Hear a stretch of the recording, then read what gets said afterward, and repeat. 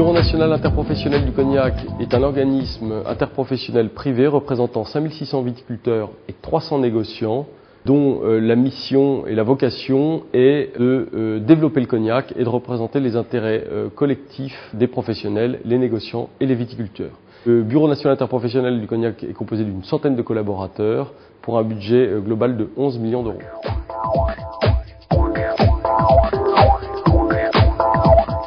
Notre souci permanent était ces vecteurs d'information à mettre en place pour fluidifier, que ce soit la formation structurée et surtout la formation non structurée autour de nos missions.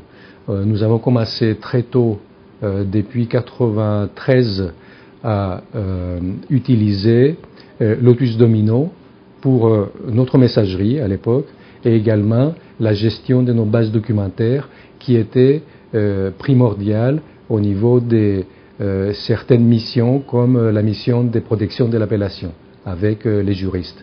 Nous avons une quarantaine de bases Lotus Notes actuellement qui fonctionnent et certaines de nos bases sont vraiment convoitées par nos confrères parce que nous avons en particulier des bases juridiques qui sont vraiment l'entrepôt du savoir-faire de l'entreprise BNIC.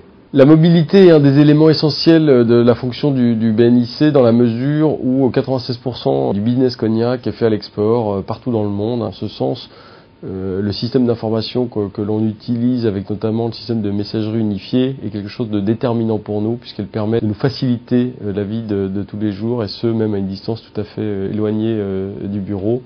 Avec deux exemples principaux qui me paraissent tout à fait pertinents. Le premier, c'est le système évidemment de messagerie où quel que soit l'endroit où on se situe, soit grâce à notre ordinateur de bureau, notre ordinateur personnel ou notre PDA, on peut consulter à la fois nos différents messages mail, mais aussi les messages vocaux qui sont retranscrits de notre messagerie du bureau, du téléphone du bureau sur notre mobile.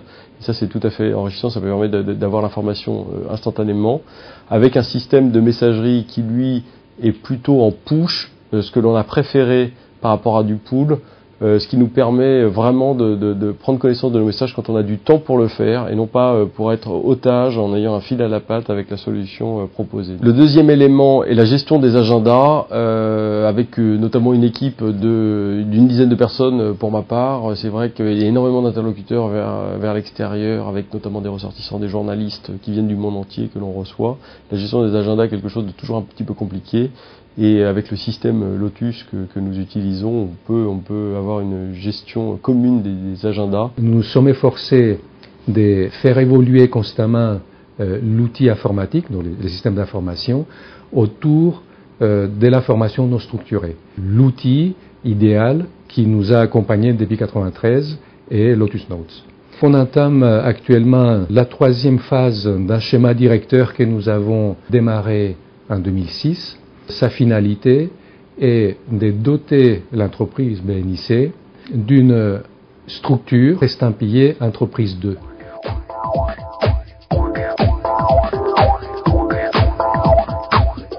Il y a un projet qui est très important, complémentaire par rapport donc à l'Entreprise 2, mais qui dénote l'agilité avec laquelle l'entreprise doit répondre aux besoins des marchés du cognac.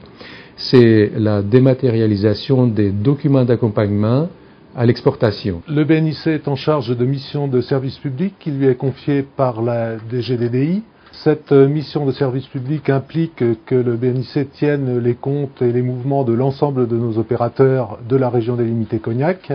Pour ce faire, nous avons mis en place il y a 3 ans une première plateforme sur laquelle nous dématérialisons les documents. Actuellement, nous sommes en train de développer une dématérialisation plus complète au niveau de nos opérateurs, puisque maintenant ce sont les opérateurs qui enregistrent eux-mêmes les informations et les données et qui les transmettent de manière dématérialisée au BNIC.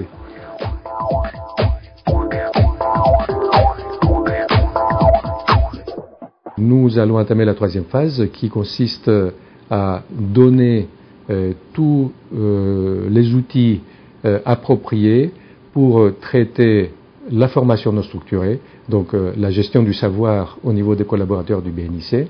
Nous avons choisi des briques IBM qui sont WebSphere Portal Server et Lotus Domino version 8 maintenant, avec ces modules complémentaires qui sont QuickAir, SameTime et Connexion. Les principes de l'entreprise agile est de s'adapter par rapport aux situations des marchés qui sont nos marchés émergents, la Chine par exemple, la Russie et également l'Inde depuis très peu.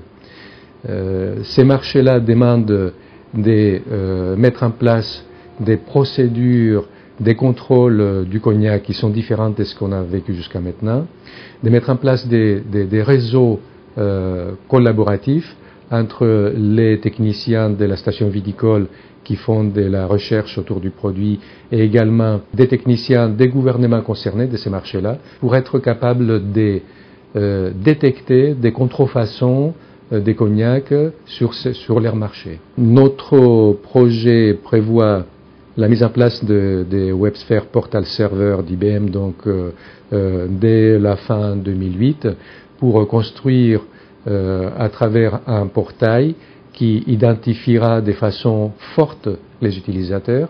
Nous avons passé au crible pas mal de produits avant de choisir celui d'IBM et nous avons considéré que, point de vue sécurité, il était un des meilleurs pour nous permettre de travailler et de diffuser des informations confidentielles de cette façon-là.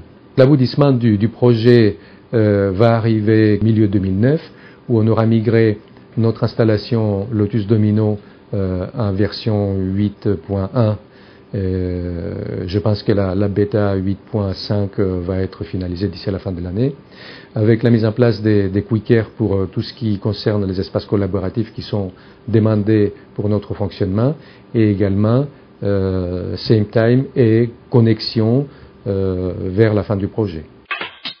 La mission qui consiste à favoriser les échanges entre le négoce, la viticulture au sein du BNIC et les flux d'informations en règle générale, je crois que Lotus nous apporte beaucoup de solutions qui permettent justement de fluidifier ces différents échanges, notamment grâce à la fois à tout ce qui est la partie intranet interne à l'entreprise, mais aussi ce que l'on appelle intranet extra de l'entreprise, à savoir à destination de nos ressortissants. L'axe de développement lié à l'intégration de Lotus 8 nous laisse entrevoir des performances accrues en termes de communication vis-à-vis de tous nos ressortissants pour les années à venir.